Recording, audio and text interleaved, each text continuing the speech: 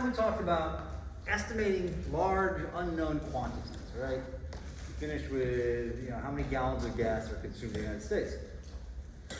We took a bunch of wild guesses, which were one, unjustifiable, and two, mostly wrong, right?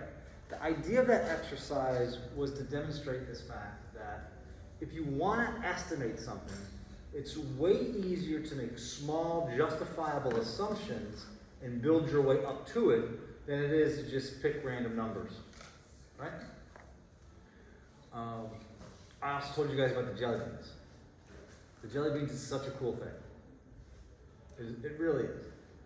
I'll see if I can find some YouTube videos on it or whatever. It's pretty cool. But the more samples you get, the closer the mean and the median converge to the actual number. Okay? So when we're trying to figure out how many trips are going to be conducted, or how many vehicles are on a particular road, or how many passengers are on a transit line at a particular time, right? We break it up into 4 bite-sized questions. Those questions are, questions. Yeah. I think I have it based on questions, right? The next one? Yeah. So, it's based on the fact that I need to go someplace to do something, right? That's the tie between transportation and economy. I'm going to work, I'm going to the store, I'm going to do something. In most cases, that need to do something involves something with the economy. Right? People don't just get in their car and drive around to drive around. Sometimes you do that, but you're not doing that at 7 in the morning on a Wednesday, So, trip generation is the first step in this process. That is the generation of I need to go somewhere to do something. Trip distribution says I live in this house and the place I want to go to is over here, right? So, I'm hungry, I need to go to the store, I need to go to Publix to buy food, right? So I'm physically in my home at the time that I decide I'm hungry. That's my origin. That's where my trip is starting. And I'm destined, I pick the Publix that is closest to my house. That's my destination. However, I could drive to the Publix that's further away, yeah? There is some kind of attraction there to that Publix as well. I would drive to my Publix because it's the closest. However, if I also needed to say, pick up my dry cleaning, I may go to the further Publix because it's next to the dry cleaner, right? Or I may go, well, I also need to pick up my dry cleaning, so I'm going to go to the dry cleaner, and while I'm there, I'll also get something in Publix. And then I'm going to drive home. So, trip distribution is how we orient our origins and our destinations, our selection of a destination, right? The next is mode choice. That is, I'm selecting what mode I'm going to go. Am I going to drive my car? Probably. But I could take the bus. Probably not. I could walk. Probably not. I could ride a bike. I could take one of those little scooter things. It all depends on where you are. There's the options that are available to you.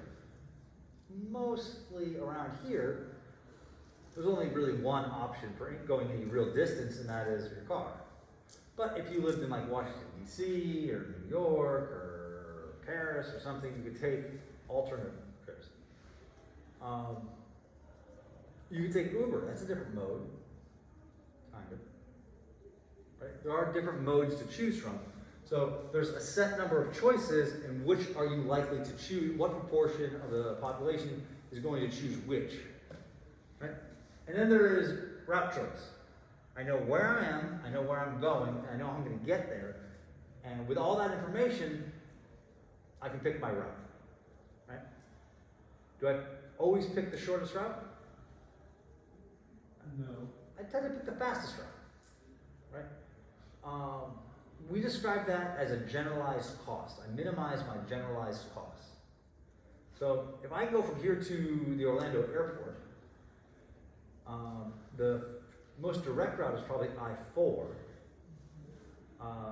The fastest route is I-4 to 417. Then you gotta pay tolls.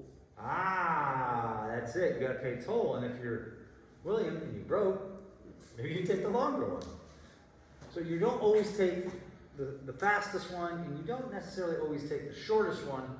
You take the one that provides the lowest generalized cost to you personally. So if you don't got any money, you're taking I-4, even though it's longer or slower or whatever. I'm taking 417, right? I'm an adult. I can spend the $3 to go a little faster. And when you take I-4, like my GPS always routes me like through a neighborhood and there's like a park. I'm like, what is going on? I-4, I'm just there.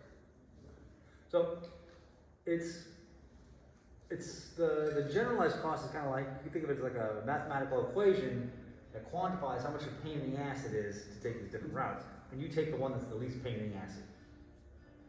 Right?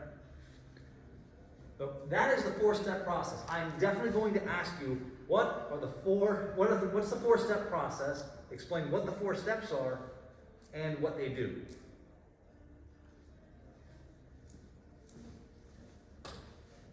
Okay.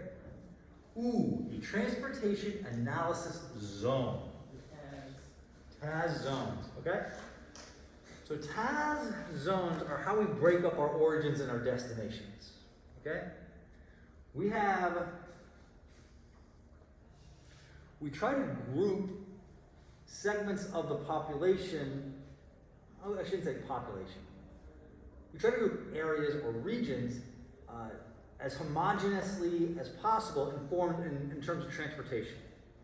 So we have this term socioeconomic, right? We have this socioeconomic. It's the social, it's the demographics, but it's also like how much money they make.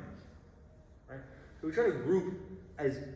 try to make each zone as common within, homogeneous within, heterogeneous without, right? This zone is as close as it's going to be to being the same and as different as it can be from the neighboring zones, right? And the idea is that if you're the same socioeconomic background, you tend to have the same trip-making behavior. Not necessarily, but you tend to. If you go to a blue-collar neighborhood, all the houses are going to be 3 or 4 bedroom. You typically have one working adult in each house. You typically have 1 or 2 vehicles. The head of the household leaves in the morning at 6 to be at the plant at 7 to come home at 4. That one person, that same pattern of travel is likely for every single house in that neighborhood because it's a blue-collar family, a one-income blue-collar family can afford that house. And they all will tend to be in kind of the same area. Plus, when you get the new job, you go, hey, where do you live? Where should I be looking to buy? And they go, oh, we all live in this little neighborhood, or all our kids go to the same schools, they don't know each other, whatever. That's the same just about everywhere. Students tend to live near and around other students because that's what students can afford. People who don't make as much money tend to live in apartments, and they tend to have the same commuting patterns, right? If you're in a decent apartment building in this area, you're probably a server or a bartender, or you work in the service industry somewhere, right? If you live in a great big house on the beach, you probably don't have the same travel patterns as me, right? If you live in this mansion on the beach. So that is all to say that people that are kind of similar and have similar jobs can afford different things in different areas, and therefore they tend to group themselves together in this socioeconomic area. And we as traffic engineers will just draw the line around them that kind of delineates their socioeconomic separations. Subdivision with 3 to 4 bedrooms. Okay, assume that each household will have a similar income. We talked about that. Family size. Commuting by mode, yeah.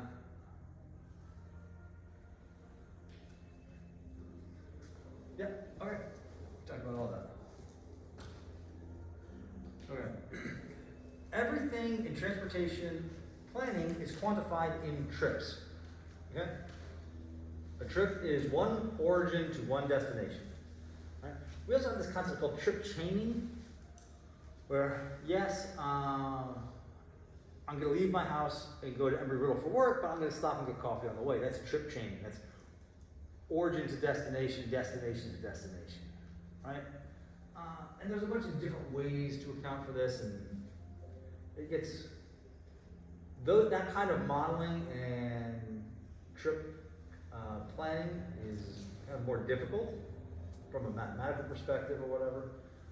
So we're just going to say one origin to one destination is going to be our trip, and then we're going to try to estimate how many trips there are total, and then how many trips there are accounted for in each mode to convert trips into passengers or trips into cars or trips into buses. And then we're going to figure out what routes they're taking so we can estimate how many trips are going to be on a single link or a single road, right? And then we're going to project that out into the future and try to figure out how big we need to make this road to accommodate the trips that we're going to have in the future on it. So that's the game plan. All right. Yeah, we typically try to use 15 to 1 hour increments, right? So we want to estimate the number of trips between TAZs by mode and each time horizon. So ideally, we're making what's called an origin destination matrix. Here's our number, here's our origins, here's our destinations, the number of trips by mode from origin 1 to destination J or whatever, right? And that number is the number of trips. Well, say we convert them to cars. Well, we have the origin destination for trips. That's the number of trips from A to B. Then we subtract out all of the other modes, and we just have cars. So that's the number of cars from A to B. And that is our origin destination matrix from A to B for the number of cars for that time period. And that time period could be as small as 15 minutes. So then you have 4 times 24. 96 of those for every day. If you're trying to do that kind of analysis for a whole day. Typically we're interested in the peak hour. Origins, aligned rows, destinations, yeah. Each cell contains the number of trims. Number of trims for origin destination. Should probably fix that. One OD matrix for each time interval by mode, four-step planning process aimed at estimating the OD matrix encompassing all zones and time periods for each major mode. Yeah. All right. Before we get here, let's talk about where's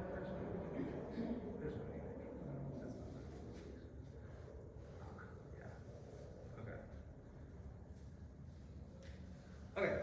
Let's talk about OD matrix real quick.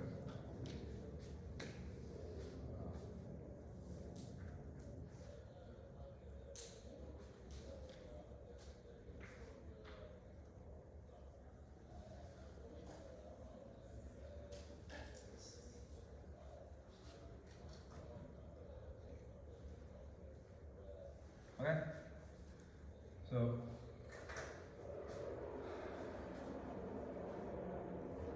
origins, destinations. Okay. Each cell individually contains the number of trips from one of these to one of these.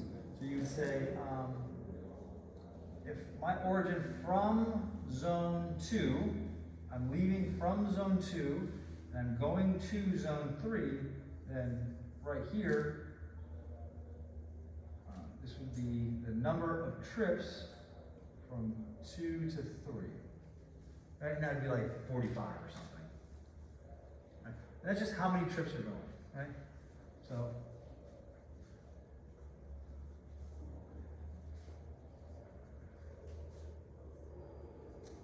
okay.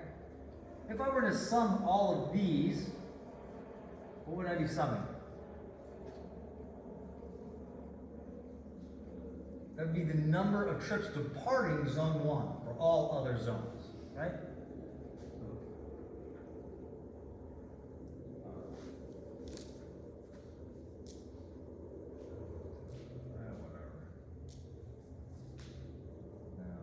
Ellie? A-L, there we go. Sorry, like I said, rough morning.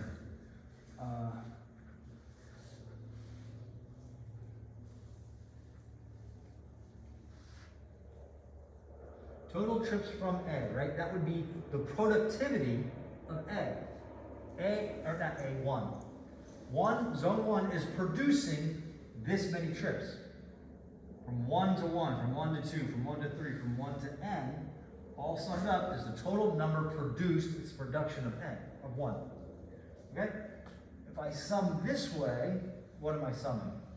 Total number of trips arriving at that place. Yeah, total number of trips arriving. So this would be how attractive it is. This is how attractive 1 is. So it's all the zones destined for 1.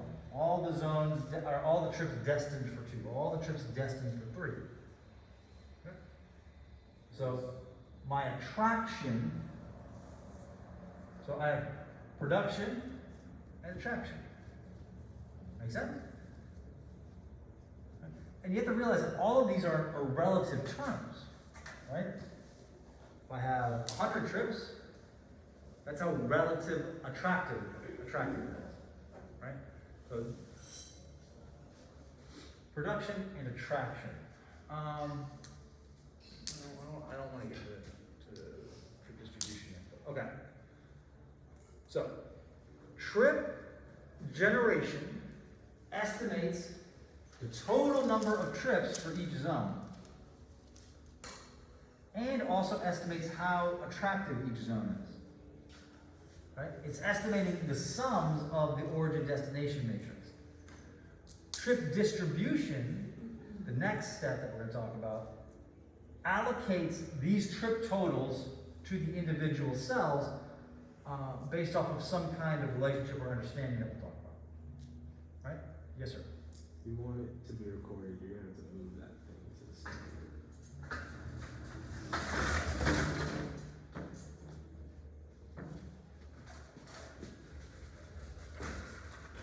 That seems reasonable, yeah? Are you guys able to see this at all? Oh, it's better. Huh? It's better. Okay. So, yeah. So, trip generation estimates the total production and total attractiveness for each zone. Okay? All right, there's probably a bunch of ways, but the two major ways of doing trip generation is if you have, this is like a linear regression model. Right? So, generation estimates by production and attractive. Production is the total number of trips produced by a zone. Attractive is the total number of trips attracted by a zone. In the term D matrix, the OD matrix. The total production of the zone is the sum of the rows. Likewise, the total attractiveness is the sum of the columns. These values can be estimated by a linear regression. So this is a linear regression model. If you have a bunch of data and history and everything else, you can estimate a linear regression model for your whole number. I don't think many of you will be doing that. It's not necessarily hard to do, but that's not the state of the practice as it is right now. What we're gonna do, probably next chapter, section, whatever, is we're gonna use what's called the ITE Trip Generation Manual. So, if you have a certain land use, you go to that land use and you say, okay, I'm going to build single-family homes, and I have this land use. I'm building single-family homes, and I'm building, 6,000 of them, right? Then you're going to estimate, well, a single-family home generates about, 1.3 trips during the peak hour every day. And now I have 6,000 of them, so I'm generating 1.3 times 6,000. So I'm generating 9,000 trips per day during the peak hour. Now I have my site plan, And where are those trips going? Well, there's 2 entrances and exits that are maybe equal distance between each other or whatever, or there's more traction over here, so maybe 6,000 are going to take this route and 3,000 are going to take this route. And they're being put onto right now it's currently a 2-way stop controlled intersection. I need to signalize that. What does that signal need to look like? What is the intersection geometry? How much land do I need to buy? What kind of controller type do I need to buy? All of that fun stuff. Right? So that's the trip generation manual. And we're going to spend at least a class talking about the trip generation manual. This would be a linear regression model where the production equals some beta value, which is some constant, and then beta time, a constant times an independent variable and a constant times a second independent variable and a constant times, you know what I mean? It's like, that's what it looks like. I don't want to say that this is antiquated, it's just not used for what you guys will be doing when you leave here next year. You're going to be looking up things in the trip generation manual. That's what you're going to be doing. That's someone's job. Generally, an entry and traffic engineer into a firm that does land development. And a lot of you guys end up going into land development. Not all of you, but I would say a good amount of you. Maybe not half, but plurality you end up going into land development firms. At least in the last 4 years that I've been here. That might change. Land development might change, real estate change, but real estate's hot right now, which means land development is hot, which means civil engineers are in pretty high demand. So, good job. Okay.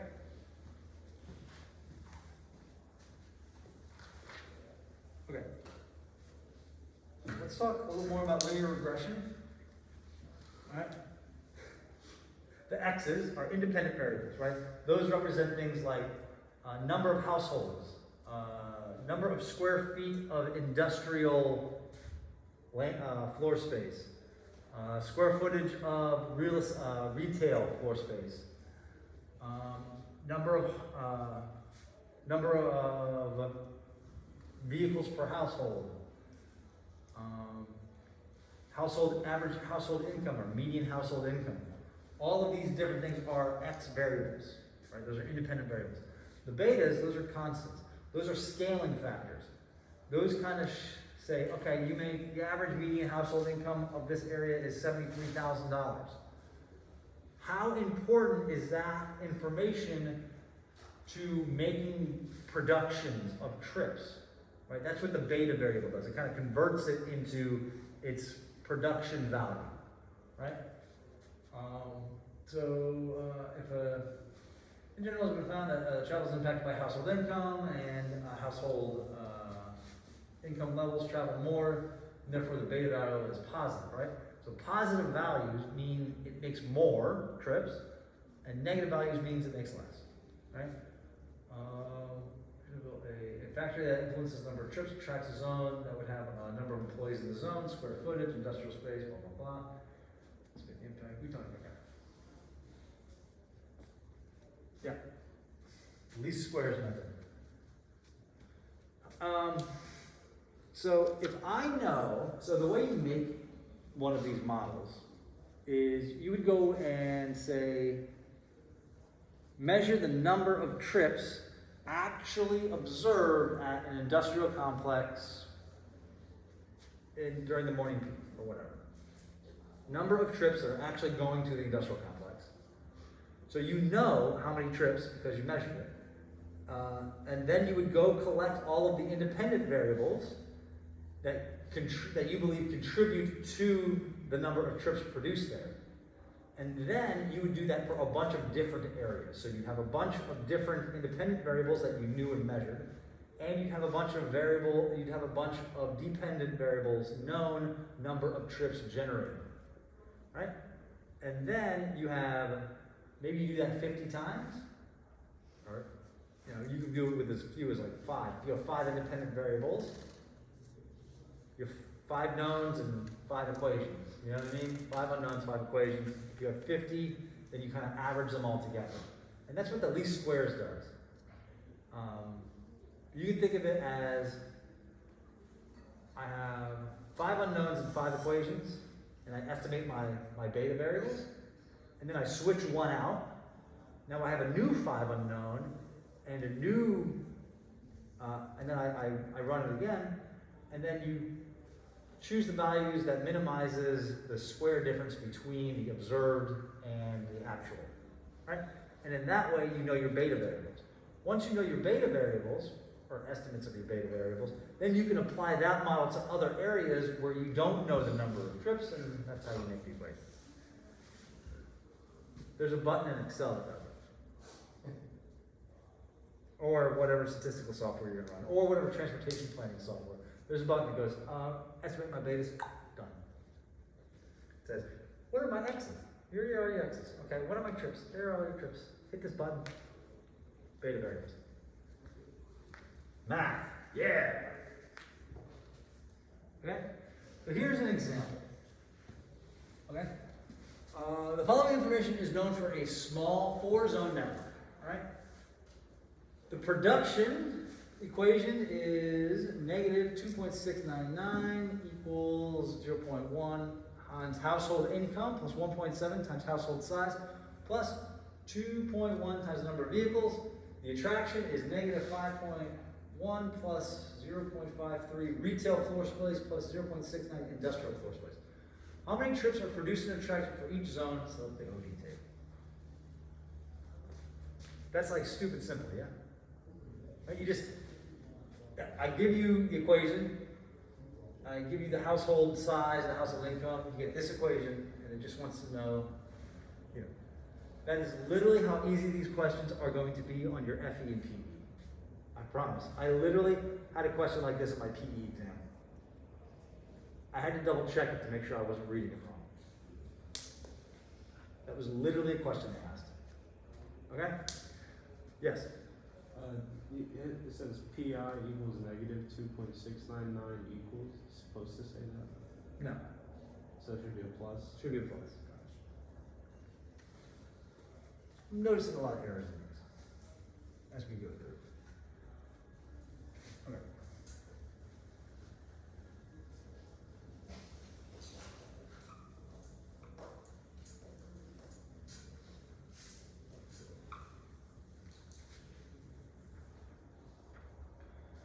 Okay.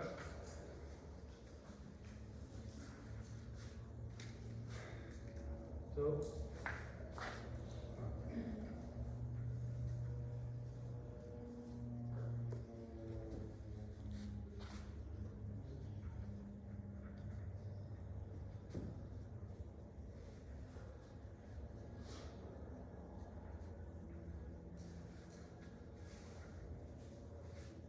let's say,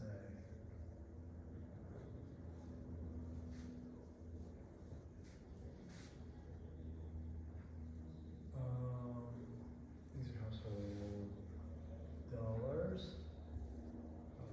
Yeah, I missed one. Sorry. 1.7 household. So, oh, I missed it again.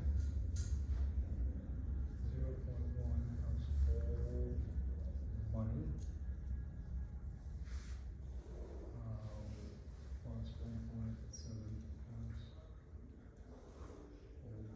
size plus 2.1 number of vehicles. So for one, my household money is 40K.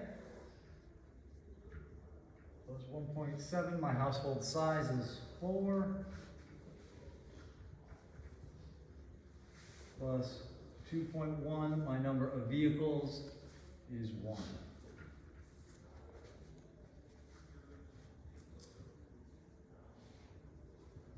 Okay. And then P2 equals whatever. P3 equals whatever. And then traction's the same way.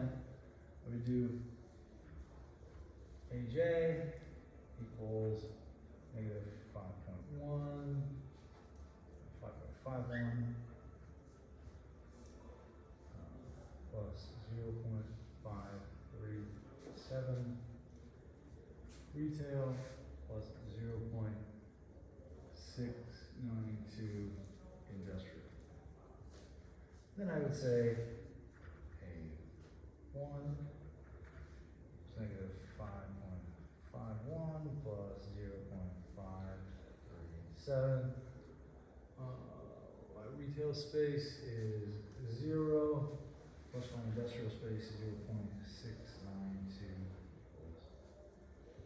also 0. Right? And this would equal 0. That means that during this time period or whatever, zone 1 is not attractive at all. There's no trips to zone 1. It's like a household area. Okay? Why am I giving the number of units? Right, the trip production is based off an average household or an average unit of measure, an average, whatever we're looking at. So I would have to take my production per household.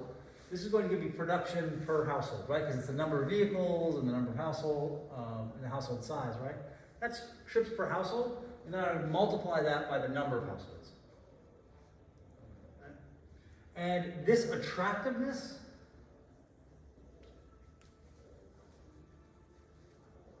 that attractiveness is going to give me a value, but that's like the relative attractiveness.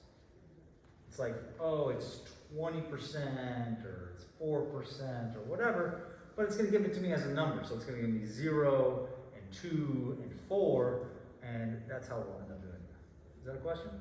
Yeah, so these are all percentages, the p-value, the a-value. Yeah, well, these would be, yeah, you can think of it as percentages, yeah. The production is per household, right? So you're going to end up scaling that up, so that's kind of like, yeah. Well, because like that p-value comes up to like 10 Yeah, per household as well. 10 trips per household, an average day or whatever, yeah. Yes? So up there it says negative 2.699 equals. Yeah, it's supposed to be a plus. It's not. I'll fix it right now.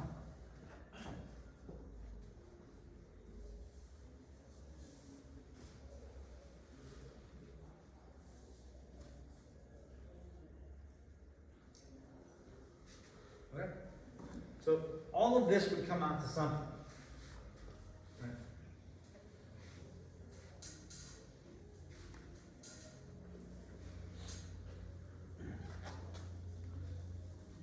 So, I noticed that for the attractions to zone 1, even though there was like a negative 5.51, you said equal to 0.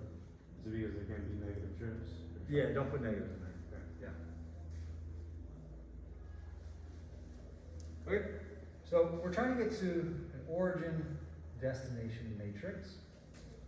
1, 2, 3, 4. 1, 2, 1, 2, 3, 4. Okay? And what this is going to do, production 1, 2, 3,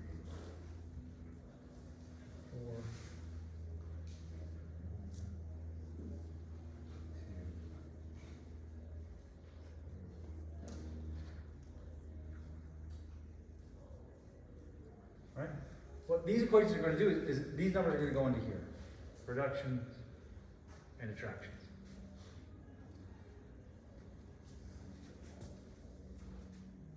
Okay? So once we know these totals,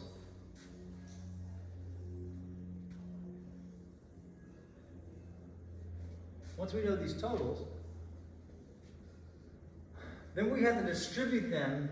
How many trips are going from 1 to 1, from 1 to 2, from 1 to 3, from 1 to 4, such that 1 plus 2 plus 3 plus 4 equals this, and how many trips are going to all of these from these other ones, such that these all equal this. Right? Generally that's done through, there's an iterative process there, right? You can't, you throw it out once and then you're like, what's this, and you change it around, right? It's a fairly iterative process. I don't think we're going to do the iterative process because it takes a long time to do manually. So, trip generation estimates the total number to productions and attractions for each zone. The distribution of these to individual cells, right? All of which of this is done with the traditional way to use a gravity model. Okay. So, who knows anything about gravity? John. Oh, Will, nailed it. Okay. My mass, all right, the Earth's mass is pulling me down, yeah? Well, my mass is also pulling the Earth up, if we can assume up is some direction, perpendicular to the center of gravity of the Earth or something, whatever, right? The moon is also pulling me up, yeah? It's pulling me, I'm being pulled towards the moon, I'm pulling the moon towards me, right? So a gravity model is like, okay, I'm gonna go to Publix, and I have two Publixes, right? I'm being pulled towards my closest Publix fairly hard, right? Because it's what I want and it's closest. But also there's like a little pull to this other Publix. Does that make sense? That's what the gravity model does for trip distribution. I have 1,000 Publix trips that are going to be made this hour. Well, like 90% of them are going to go towards the closest Publix. But some people will be like, F that Publix, to put a cockroach in my sub. Last time I ate that, I'm not going to that Publix ever again. Right? Like some people are going to just go to the further Publix because of they like it better, right? And they don't like cockroaches in their sandwich. I don't know. I imagine if you found one cockroach in your sandwich, or other people have found more, so it's probably like no one goes to that close Publix. But that's an extreme. I don't like parking spaces or whatever. I don't go to that one. Okay. Or my grandson works at the one down the street, so I'm going to go see little Jimmy while he's bagging groceries at 45 years old. Go be Jimmy. Okay? Yeah. Okay. We talked about all of that. Yeah. Okay. There are more models that do this, but the gravity model is the traditional one, and this is what it looks like. Let's assume this equation is correct. All right. Let's walk through this. The number of trips produced by I and attracted by J, right? So these individual cells, this would be T1, 2. The number of trips produced by 1 and attracted to 2. The number of trips from I to J is a function of the number of trips produced by I. Right? This is the number of trips produced by I. Right? That's the number of trips produced by 1. So all we're doing is we're taking this total number of trips and breaking it up to all the zones that it could go to. Seems reasonable? Right? It is the attractiveness.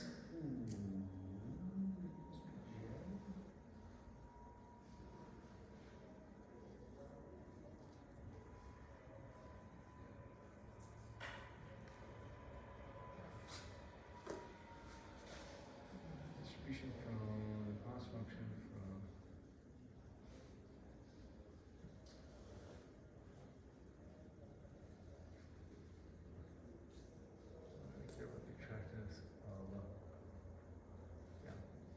Yep. That's wrong.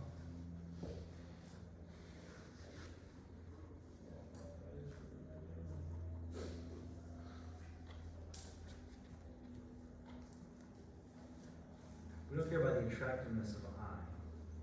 I mean,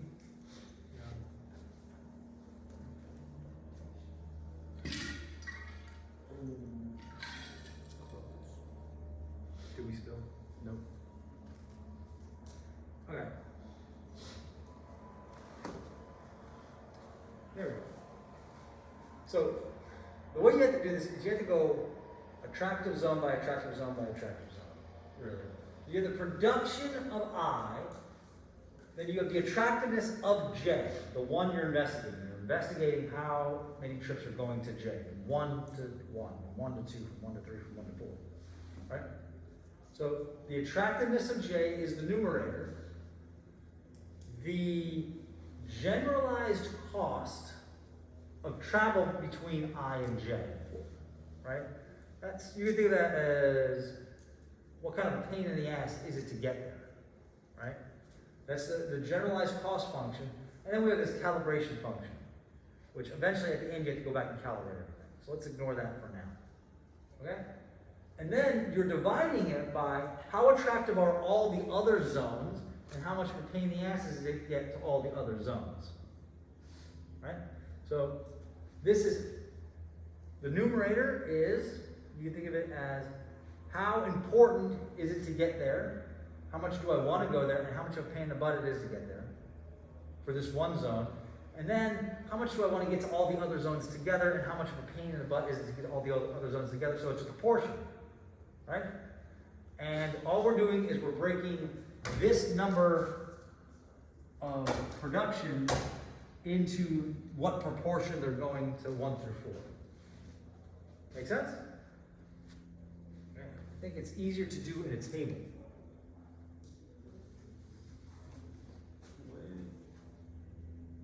Okay.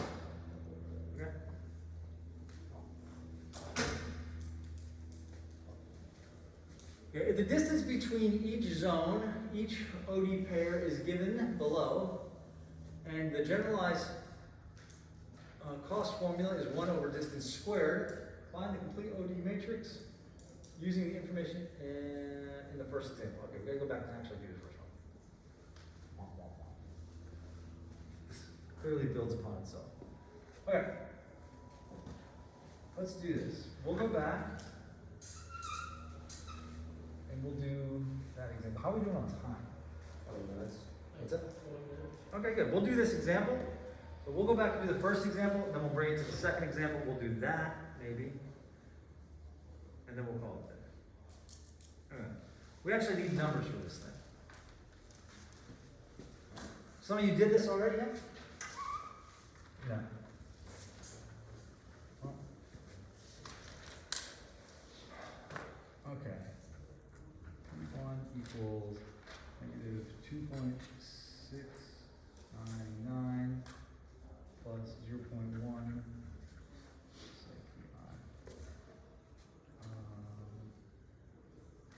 I think it was 10.2 for the first one. 10.2? Okay.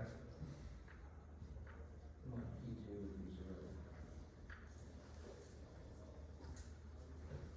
Okay, so P1, negative 2.699 plus 0.1, 40 plus 2.1.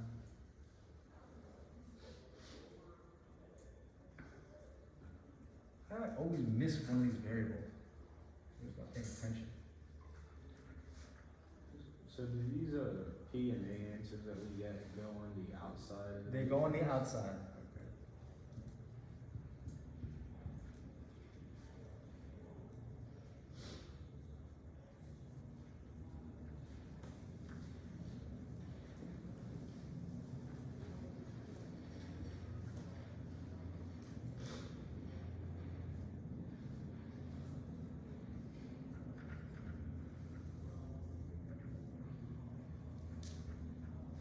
Are there any specific? Would you say it was 10 point what? 10.2. 10.2. Is there any specific rounding conventions for this? No.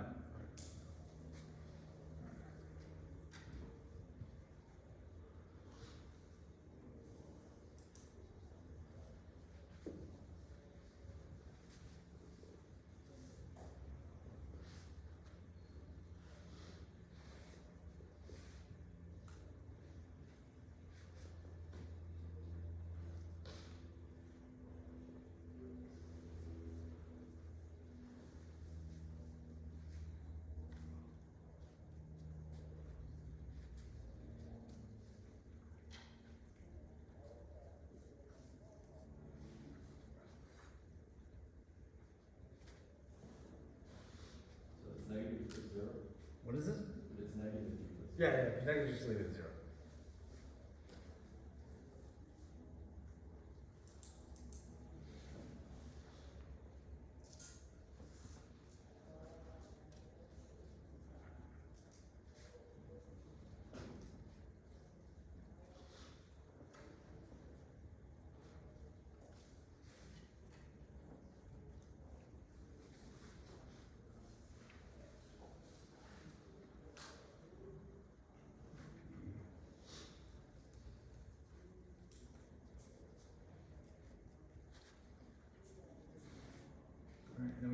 attractions. So it looks like 1 and 2 are doing all the producing, and 2 and 3 and 4 are doing all the attracting. Yeah.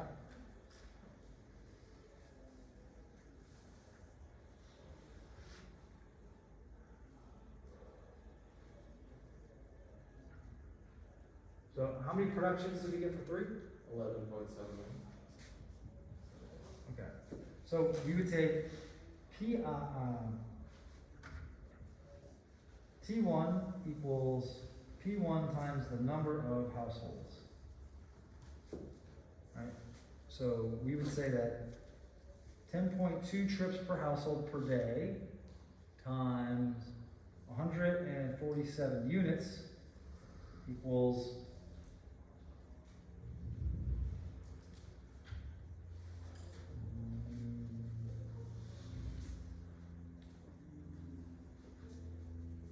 1,600 trips, how many? And then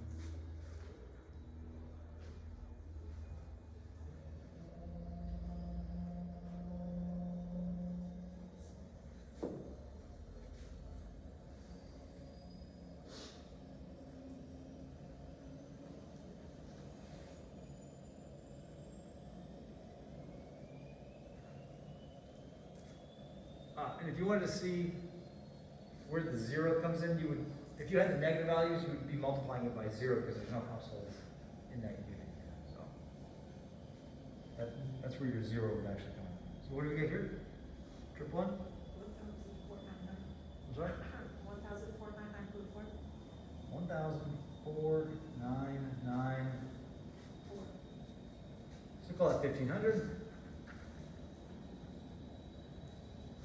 And what's this one?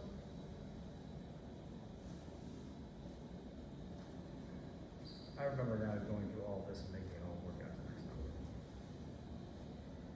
What are you plugging into right now? The gravity one? No, this is the productions and attractions. We didn't do this last time because I just kind of skimmed over it, and then I realized I used the same numbers for the entire power. Could we say 2,600? 2,600? 2,650? That seems reasonable. No, 600. 600. 6. No, 2,600. 2,600. There we go. Sorry, all of the masks, and there's a plane outside. They're playing stupid music.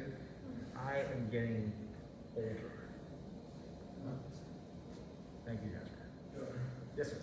This scaling up that you're doing It's based on the number of households in the unit, in the unit.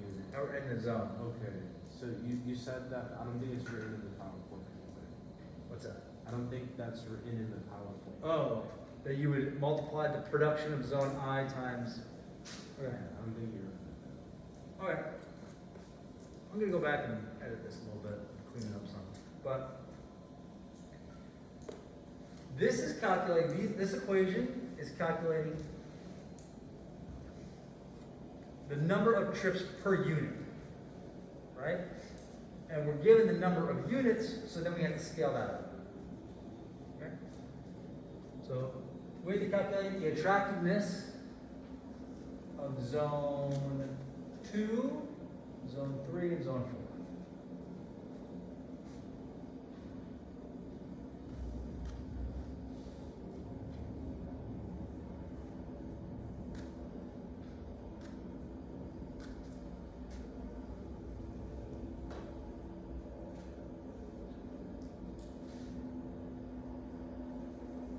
Okay, so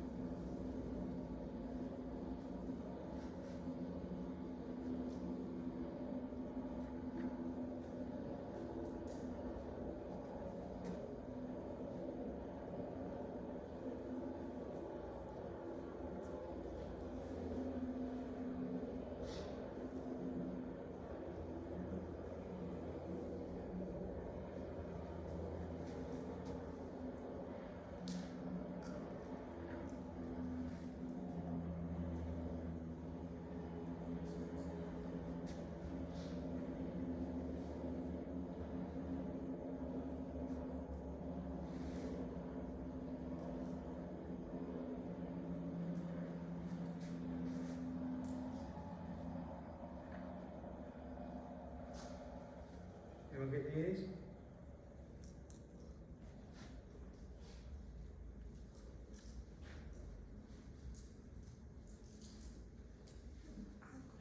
Yes.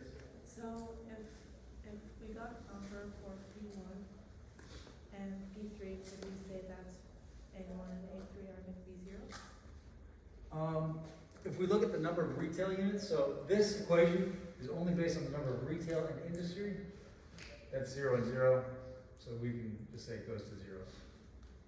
But 3, no. Okay. I'm sorry?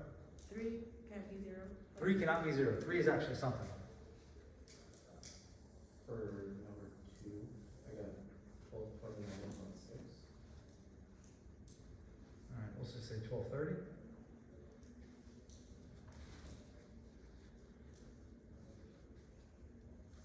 $819. 819, let's say 820.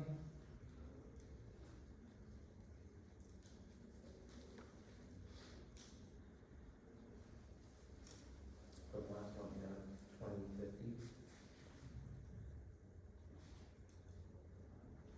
2050. Okay.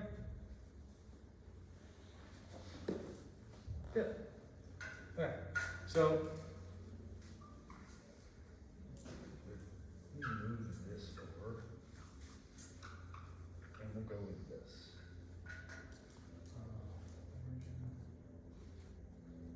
Origin, destination,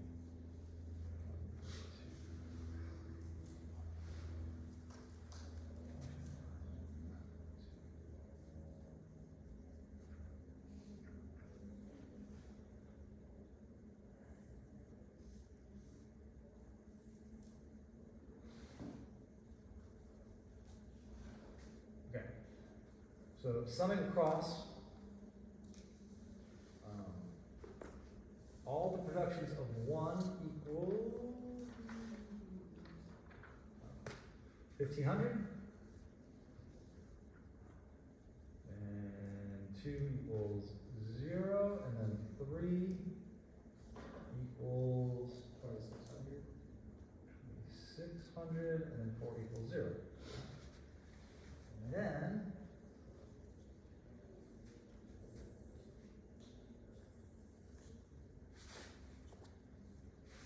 this equals 0, this equals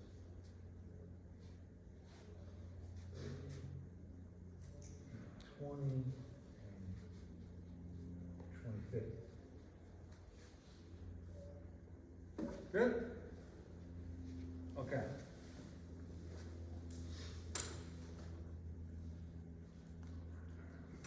Get rid of some of this now.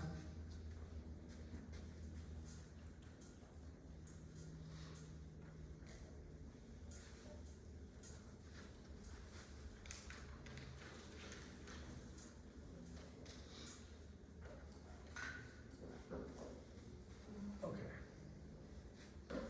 T I J equals P I times P J F C I J K I J over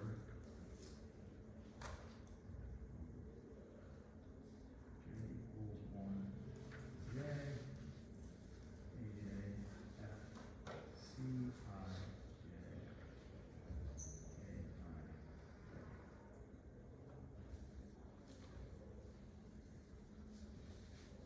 Yep. Okay. So,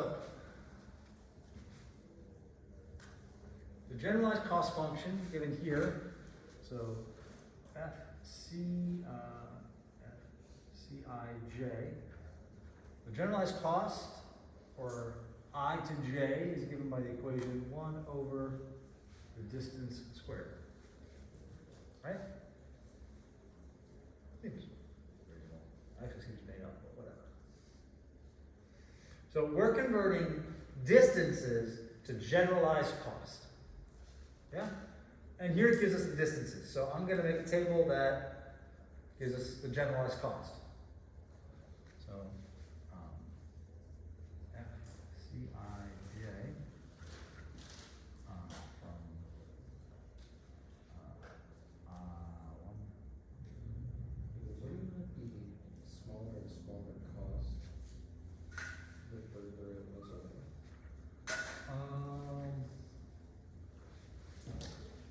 denominator, the smaller the cost. So then is that saying that it would be more cost efficient to go farther and farther away? No, I don't think so. If I have one here, then my generalized cost is one, Right. right?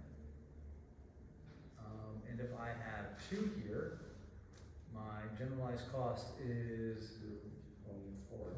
0.4.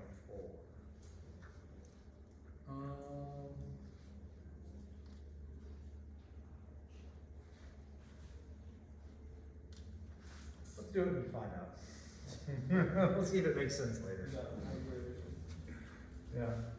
But I see your point. Highway mileage. It's downhill the whole thing. It's downhill the whole way.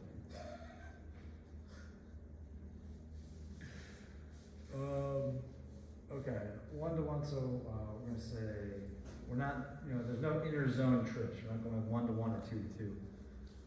And this is, 1 over 10 squared, 100. 1 over 100, 1 over 15 squared, 1 over 225.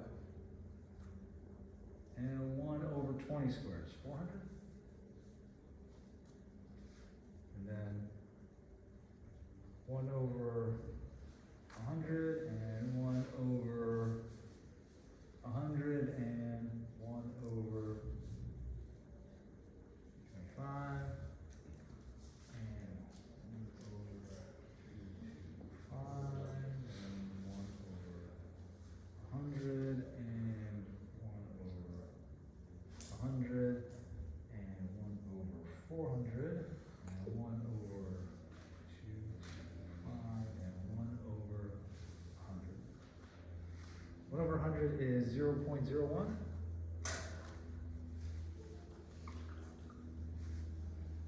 So that's a table of distances? No, this would be a table of costs. I'm talking about what was it? Yeah, this is a table of distances from I to J. So, Turning that into the table. okay, so what's 1 over 125? 4.4 times 10 to the negative third, so 1004. 004. And 1 over 400? 0.0025.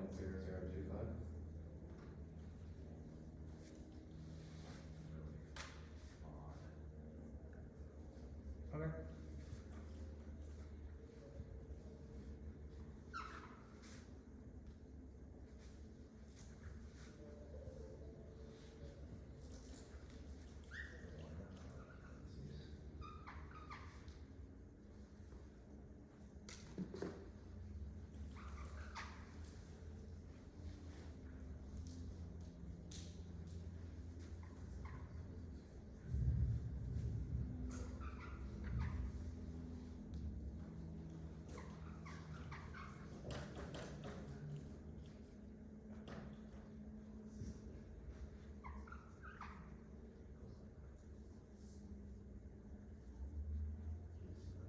Okay. Looks good, huh?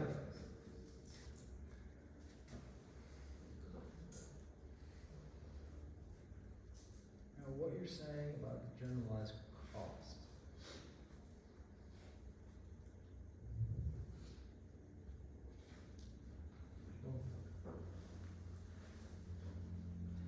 Yeah, we'll get there. We'll get there. Okay, okay, so now I'm gonna set something up here that looks like this. How we doing on time? Oh, we got 2 minutes. Okay. From 1 to J. Alright, and then I'm gonna list out all of my attractiveness, all of this, I'm gonna get numerators, denominators, and I'm gonna run through it. But we are gonna start here next time.